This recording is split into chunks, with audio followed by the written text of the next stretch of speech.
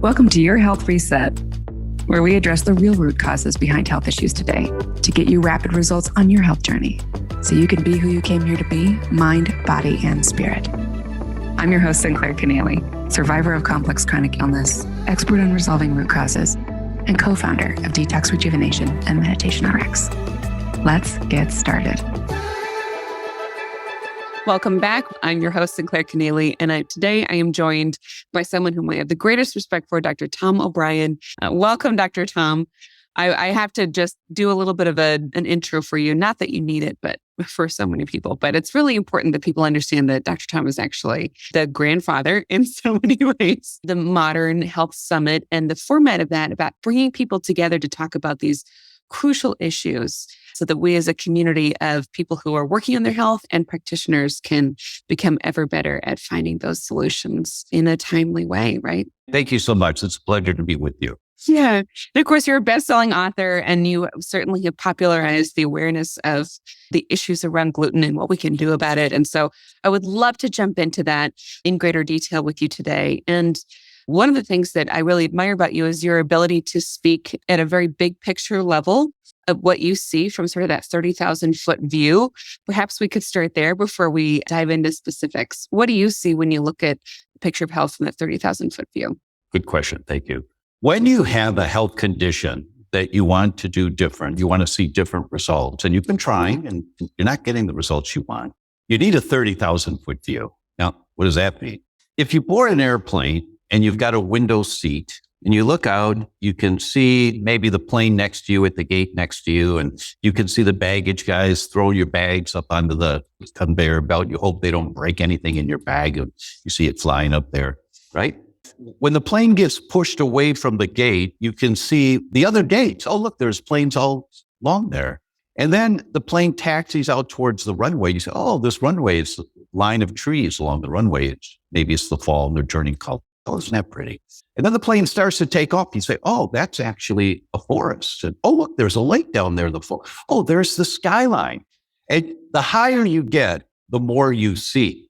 So when you've been trying to fix a health problem that you're concerned about for you or your loved ones, and it's not working to the degree that you want it to, it doesn't mean you should take something else. What it means is pause and get up to a 30,000 foot view to see, where is this problem coming from? As opposed to, how do I get rid of the problem? Where is it coming from? You have to ask the question, why is my body doing this? My first mentor was Dr. George Goodhart, the founder of applied kinesiology. That's all the muscle testing that so many health practitioners do. And he drilled it into us again and again. And it was the Marriott Hotel at Metropolitan Airport in Detroit. That's where he gave all of this. And I was there over 40 times, 40 different events. And George would lift up his right leg and his right arm and slam it down and say, why, doctor? Why does the patient have that? And it was a wooden stage. And so when he slammed his foot, we all went, but he was drilling into us to not be satisfied with giving a recommendation for a pharmaceutical or a nutritional or a diet, and the symptoms reduce. You can't be satisfied with that because an underlying mechanism may still be going on, but not at the same degree of intensity right now. But it's going to show its ugly face somewhere down the road. So you have to understand the mechanisms behind, then I don't mean the geeky science stuff, but just the basics. And how do you understand the mechanisms? Your immune system is the armed forces in your body. It's there to protect you. There's an Army, a Navy, an Air Force, a Marines, a Coast Guard. We call them IgA, IgG, IgE, IgM, cytokines. There are different branches of the immune system designed to protect you. So the question is, when you have inflammation, 14 of the 15 top causes of death, according to National Institute of Health, are chronic inflammatory diseases. Meaning when we all go down, unless it's an unintentional injury like an accident, everything else is a chronic inflammatory disease. Mm-hmm. So the question is, where is the inflammation coming from? And that's the 30,000 foot question. Where is the inflammation coming from?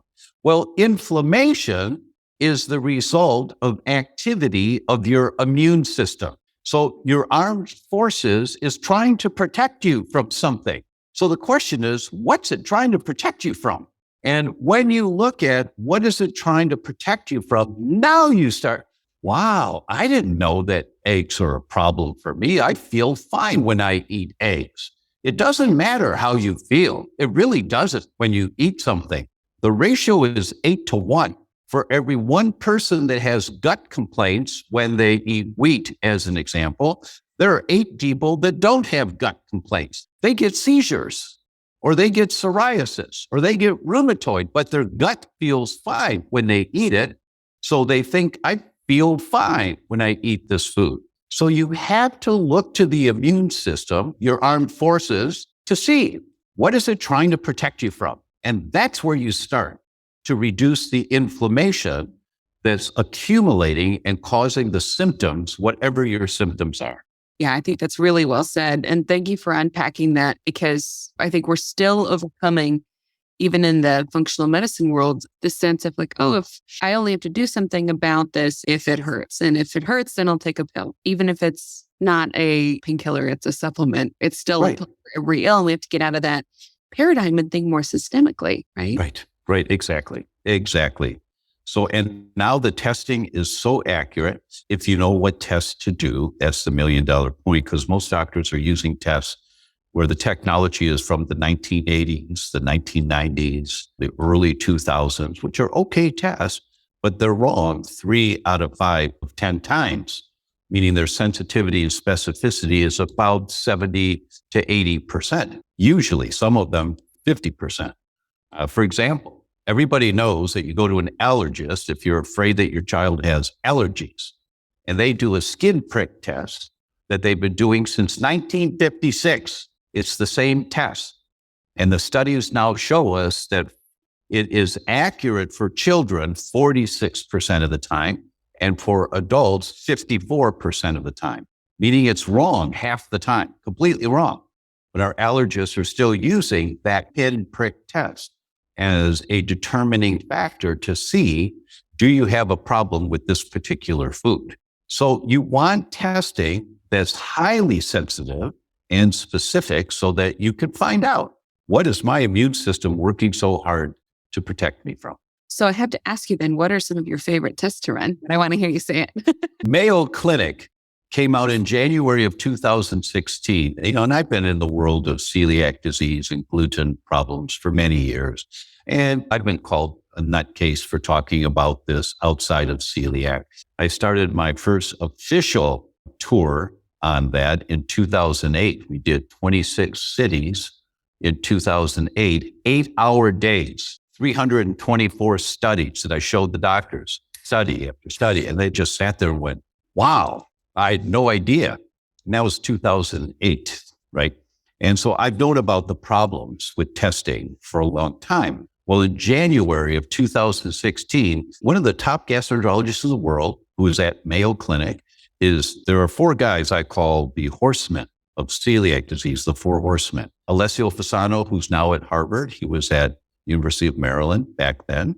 Stefano Guandolini at the University of Chicago. He's now retired. Peter Green at Columbia, and Joe Murray at Mayo.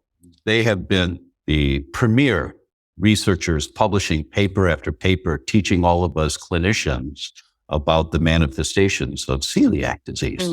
Well, Joe Murray wrote a paper with his team in January of 2016, talking about a new era in laboratory medicine with sensitivity and specificity, meaning accuracy of 97 to 100%. Meaning it's right on the money every time. As long as your immune system is functioning adequately, then this test is right on the money, whether you feel bad when you eat something or not. And the technology is called silicone chip technology. And it really is another era. I mean, you have to wear a spacesuit. When I visited the lab, when I read the article, I called them. And I said, hi, this is Dr. Tom O'Brien. I got the president on the phone. He said, the Dr. Tom O'Brien? I said, well, I don't know. I guess. Is this your test? Yes. You must come. Please come to our lab. So I flew up to Silicon Valley, and you have to wear a spacesuit when you go in the lab because it's dust free. They're using silicone chips. and they can look at hundreds and hundreds of different things from one blood draw. They'll look at 20 or 30 different things for marketing purposes, I guess. I don't know.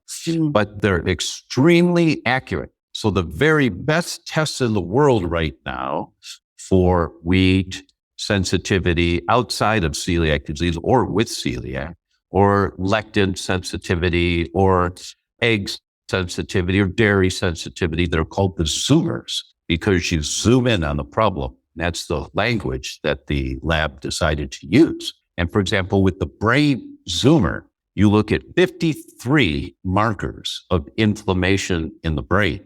If you want to know if you've got, well, I feel fine. Although, yeah, I did. It took me a moment to remember where I parked my car in the parking lot 2 days ago. Yeah. Or where's my keys? Yeah, that happened, but I feel fine. My brain's fine. And people don't want to recognize when there's a problem with brain function. Everybody knows someone that had a heart attack and survived, and they changed their diet and started exercising. They look better than they've looked in years. Most of us know someone with cancer who went through the protocols, they put in remission, and they feel great. But no one knows anybody diagnosed with a brain deterioration problem that's doing good. And so we laugh and we giggle about, oh yeah, I'm getting older, my brain's not working. No, that's not supposed to happen. How old are you? I'm 38. No, that's not supposed to happen. And now, listen to this. Blue Cross Blue Shield, arguably the largest health insurance for-profit company in the English language, they published a paper in February of 2020, and they said in 3 years, between 2014 and 2017, no, 4 years, I can't count, 2013 to 2017, in that 4-year period, there was a 407% increase in the diagnosis of Alzheimer's in 30 to 44-year-olds. Let that sink in for a minute. Astonishing. You don't giggle about, yeah, my brains, I'm getting old. Ha ha ha. No, the brain is the canary in the coal mine. And it was in the 1800s that coal miners would take a canary in a cage down into the mine with a little light and just listen to the canary sing all day long. And when the canary stopped singing, someone went over to check. If the canary had fallen over dead, they blew a whistle and everybody got out of there immediately, non-negotiable, because that meant that there was a methane leak or a carbon monoxide leak, which will kill a canary before it kills humans, but it will kill humans. So a canary in the coal mine is the term of an early warning of imminent danger. So the neural zoomer plus test is an early warning of imminent danger with 97 to 100% sensitivity and specificity. So when you do the neural zoomer plus and you see you've got these markers of inflammation, hopefully that's going to motivate you to ask, why is my immune system activated with these markers of inflammation? Where is it coming from? And then you start researching where it's coming from. Well, that seems like the perfect lead-in to dig into some things that you and I both wanted to cover today that are very timely. And this is right on the heels of your book coming out, You Can Fix Your Brain, your latest bestseller, which is fantastic. And some things have come to light just in the last few days. And I really want to give you an opportunity to unpack that a little bit when it comes to early warnings about the brain. What do we actually have control over? What is really the mechanism of damage and deterioration? So I'm just going to leave it open, go where you'd like to go, because it's so important to both of us that this topic get unpacked right now. Well, it's inflammation, chronic inflammation.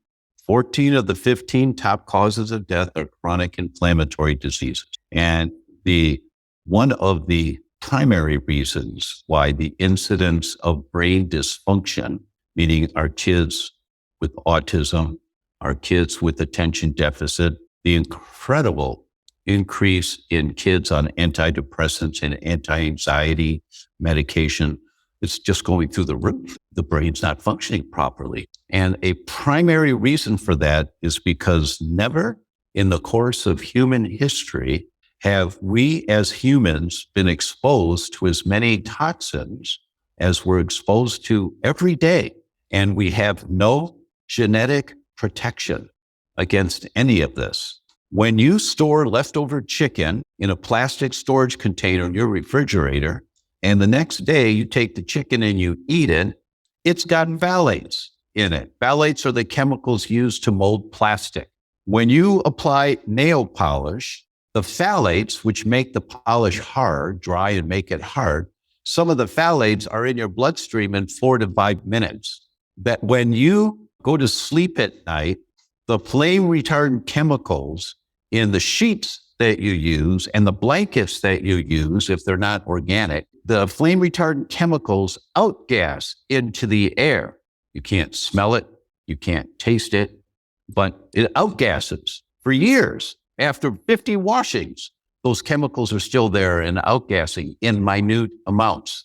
And we've just accepted this lifestyle that we all have. When look, I've got this light here. This is a stand for the light so that it shines on my face so I'm not in the dark here. It's a plastic stand. It's outgassing plastic into the air. These plasticizers. It's the amount of chemicals. It's 240, and this statistic is 10 years old. After this paper was published in the Journal of Pediatrics, the chemical industry lobbied EPA to never allow this information to come out like this again. And so we have no more current statistics than 10 years ago. But in the Journal of Pediatrics, arguably the number one journal in the English language for children's health, they published to say the Toxic Substance Control Act failed miserably to protect our children and adults, but they were talking about children because children are much more sensitive to these chemicals. When you walk in your house, the reason you take your shoes off before you walk in the house is because you're walking down the sidewalk and your neighbor sprayed their lawn with weed killer. Now the weed killer's on the bottom of your shoes and you walk in the house, now it's on your carpet. Now your 8-month-old or 1-year-old crawling around on the carpet, they get weed killer on their hands. I mean, the list goes on and on. It's all in my book. Not all of it, but a lot of it's in the book. Right. So the amount of chemicals we are exposed to today, this study in the Journal of the American Medical Association, arguably the number one journal in the English language, and the editor said, they made a comment and they said, this is an elegant study using sophisticated markers to demonstrate their point. The editors of the Journal of the American Medical Association don't say that, but they did because this study was so incredible. What did they show? So what I'm going to tell you about this study is in a field of health that not everybody's concerned about, but this same concept would relate to your brain or it would relate to your joints. If you have rheumatoid or arthritis, or it relates to your skin if you have eczema or psoriasis, or it relates to your lungs. So the same concept. So in this study, they looked at couples at assisted fertility centers, and where, as some of your friends perhaps, they spend tens of thousands of dollars because they want to get pregnant and have a healthy pregnancy. And they ruled out all of the other outside influencers. That's why they said this was such a sophisticated study with the way they did it. They ruled out obesity. They ruled out smokers. They ruled out exercise or not exercise. They ruled out everything and narrowed down on how many servings of fruits and vegetables do these couples eat per day? And are they organic or conventional? And they took the highest category of consumption, because they divided them into fourths, and they took the highest fourth of conventional vegetable eaters and the highest fourth of organic vegetable eaters, and they compared. What were the results here? If you are the highest category of eating vegetables, the Mediterranean diet that we've talked about for so many years, and your fruits and vegetables are good for you. If you were in the highest category of conventional versus organic, you had an 18% less likelihood of getting pregnant after spending tens of thousands of dollars. 18%. But if you did get pregnant, you had a 26% less likelihood of a live birth. You lost the pregnancy or you had a stillbirth. 26%, because they're wanting to be healthy. They're eating lots of fruits, the highest category of fruits and vegetables, but they're conventional, full of insecticides and pesticides and rodenticides and fungicides. And the level of toxicity is accumulating every year. And nobody's paying attention to this until I saw this study. And I was embarrassed because the study came out in 2019. And I just saw it in January of this year. I was embarrassed I missed it. But if you are eating more fruits and vegetables to be healthy, but if they're conventional, your body accumulates. Now, how did they get away with the Toxic Substance Control Act? What did they do? And it was 1976. And that's still the governing legislation for chemicals being introduced into our environment. And the chemical industry spends millions every year to make sure don't touch this act. And so what did they say? You have to prove that the amount of chemicals that you're exposed to in a 24-hour period is toxic to a human. They're not, but it's accumulative. It's accumulative. Here's an example. 346 pregnant women in Chicago. They collected the urine in the 8th month of pregnancy, and they measured 5 phthalates, chemicals used to mold plastic, like BPA. We've heard about BPA. They measured 5. There are many others. They just measured 5. And they put them into fourths, the lowest amount, the next, the third, and the highest amount. They followed the children of these pregnancies for 7 years. And when the children had their 7th birthday, they then received the invitation to bring the children in for a Wechsler IQ test, the official IQ test. And this is what they found. And this was every child in the highest category. Every child, and not much in medicine is every. This was every. Every child whose mother was in the highest category of phthalates in urine in pregnancy, compared to the children in the lowest quartile, whose mom was in the lowest quartile of phthalates in urine in pregnancy. Every child in the highest quartile, their IQ was 7 points lower, between 6.7 and 7.4 points lower. Now, that doesn't mean anything to anybody. Until you understand a 1-point difference in IQ is noticeable, a 7-point difference is a difference between a child working really hard, getting straight A's, and a child working really hard, getting straight C's. This child doesn't have a chance in hell of ever excelling in school. I'm sorry to be so blunt, but wake up to this. This child will never excel. Now just go to Google and type in phthalates, PHTHALATES, and neurogenesis, nerve growth. Here come the studies. Phthalates inhibit nerve growth. The higher mom had accumulated phthalates over the first 25 to 30 years of her life from painting her 10 little fingers and 10 little toes once a week, and by eating out of plastic containers and having food that's wrapped in plastic, the more of that mom had, the lower the IQ of their children. Now, once again, that's just in the realm of pregnancy and developing a healthy baby. But this goes across to skin conditions, heart conditions, liver conditions, kidney conditions. The level of toxicity we are being exposed to, we have no defense against. That's why when you do the NeuroZoomer Plus and it comes back and you've got 17 different antibodies, whoa, where's that coming from? And then you do the toxic Zoomer and you see that you've got a whole lot of organophosphates in your body because maybe you worked landscaping for a summer or two and you were spraying weed killer or whatever it should be. Maybe you're a mechanic, you have your hands in that stuff every day, or maybe you're a beautician and you're spraying people's hair and breathing it in and doing their nails, whatever it should be. But the bodies are accumulating this and we can't tell that we're getting more toxic and more inflamed and more toxic and more inflamed until we get a symptom and you go to a doctor and they give you something, it doesn't work. You go back, maybe they give you something else, it doesn't work. Then if you're persistent, you go back, they send you to a specialist and they give you something at a tertiary neurology center, which means you went to your doctor with a nervous system problem. They recommend it didn't work. They send you to a neurologist. They recommend things that doesn't work. Maybe they do it twice. Now you're a year to 2 years into these symptoms. Your child's got seizures. The medications aren't working, whatever it should be. Then maybe the neurologist sends you to a tertiary research center. So it's a third set of doctors you see. They published that when the cause of a condition is identifiable, and they've already seen 2 doctors and had 3 or 4 different prescriptions that didn't work, when at the tertiary center, they can identify what the problem is, The number of people that have elevated antibodies to gluten is 5%. Okay. When they can't identify what the problem is at the tertiary research center, the number of people with antibodies to gluten is 57%.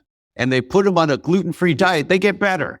It doesn't matter if they've got ataxia and they can hardly walk, or they've got dementia. Well, actually, there's some studies with dementia too.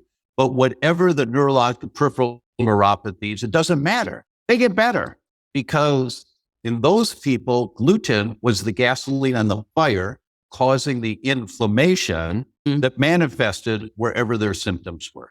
And that's really well said.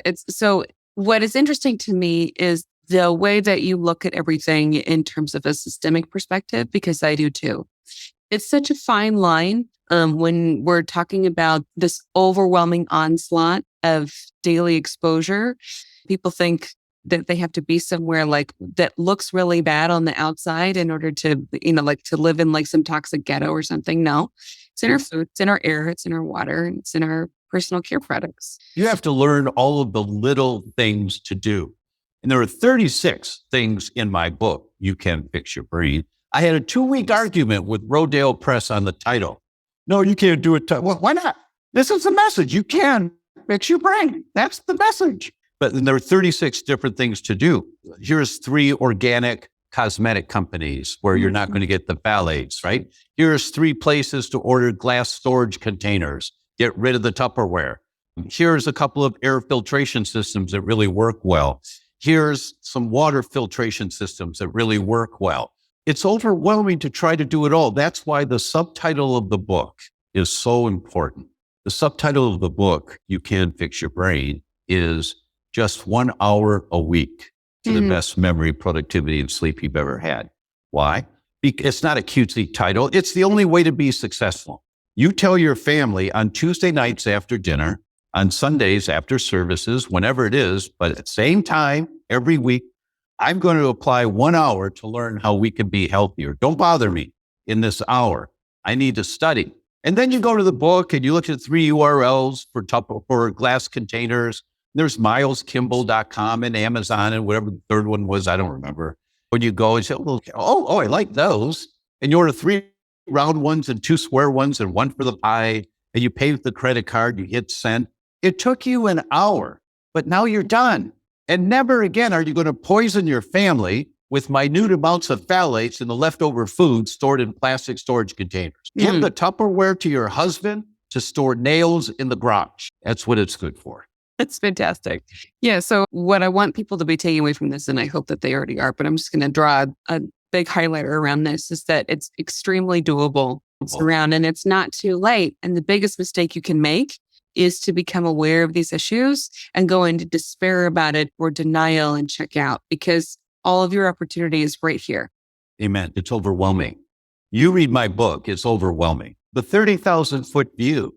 All right, I'm just going to take an hour a week to deal with this. In 6 months, you've dialed it in. You've got it down. And now you're going back to your doctor and say, I don't think I need this much depression medication anymore. I'm feeling a whole lot better. I changed my diet. I'm doing these things. Can you monitor me? And can we reduce this medication a little bit? Every doctor should be willing to do that. If they're not, you find a new doctor. You don't stop your medication ever, blood pressure medication, nothing. But you make sure that you're working with someone to monitor you so that you use the medication that you need currently, not what you needed a year and a half ago or 2 years ago. That's a really important concept. And there's no reason why you can't regenerate healthier cells, healthier you. There's no reason at all why not. You just have to be patient. And 1 hour a week, because everybody wants it now.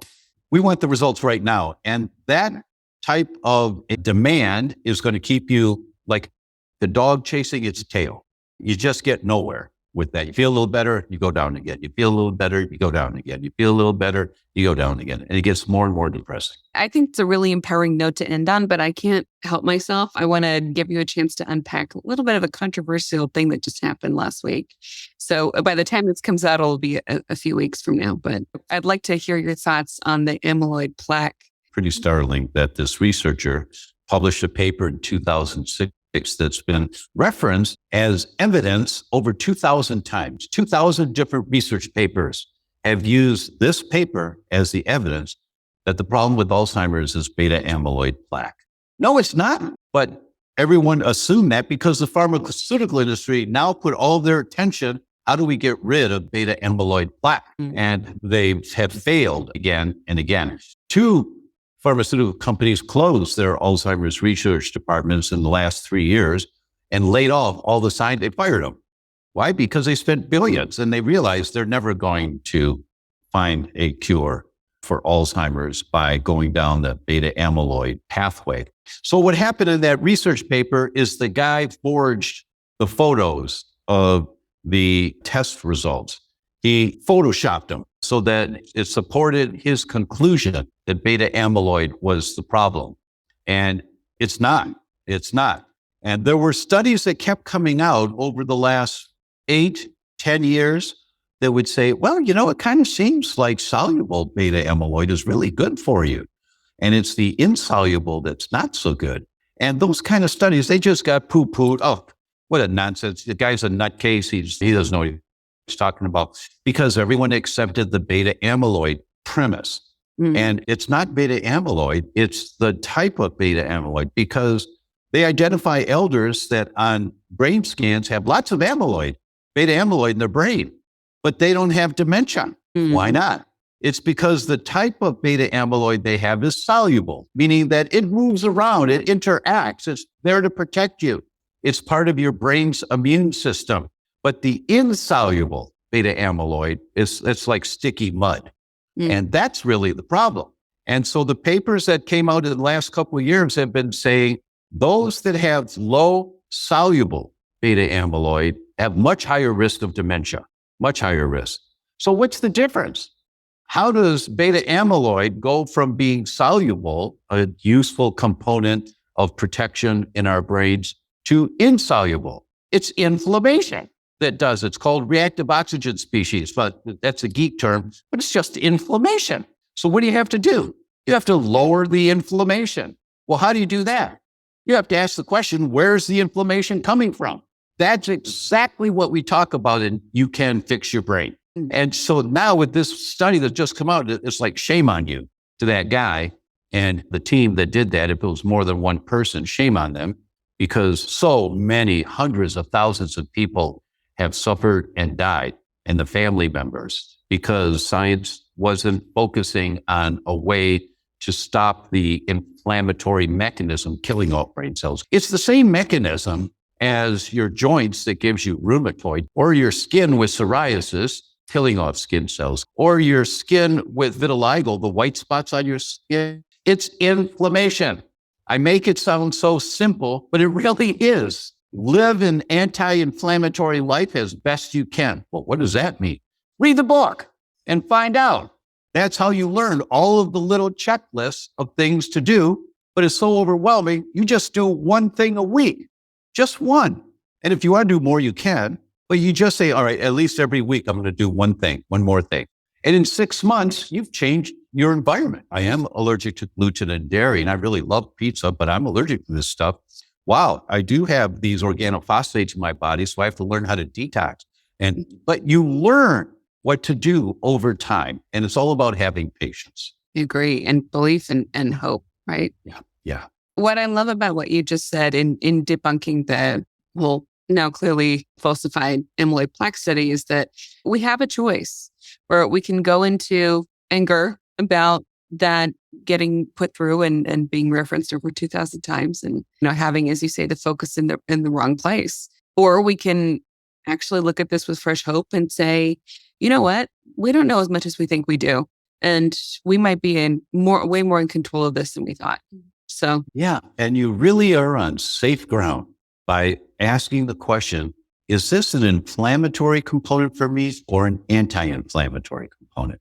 And nobody's perfect. I mean, what do I eat? I eat potato chips. Sometimes when I'm in an airport, there's nothing to eat. And the bars I've got in my backpack, I ate them on the outbound trip, and now I'm on my way home and I didn't have time to go buy more. Sometimes you're going to screw up. Who cares?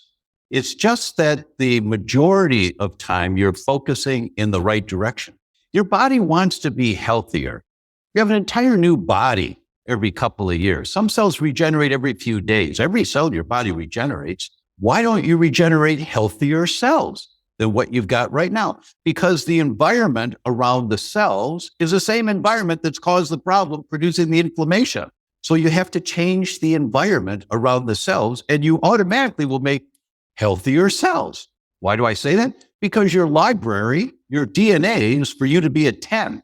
And so you've got the directions, you've got the blueprint to be a 10. But the general contractor can't put the cell together in a perfect form when there's all this crap around the cell. We call that epigenetics, around the genes. It's all the garbage inside our cells that create the imbalances that produce more problems. So you're going to learn how important water is. You're going to develop the habit.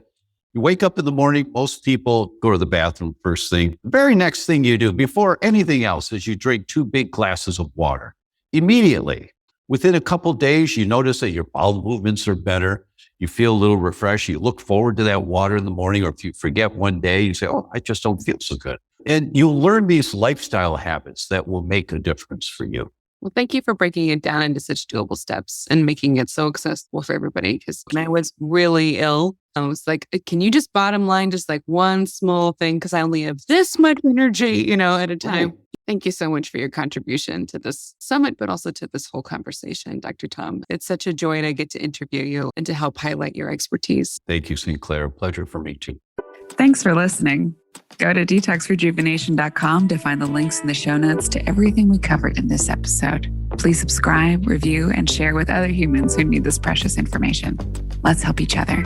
Until next time, love, Sinclair.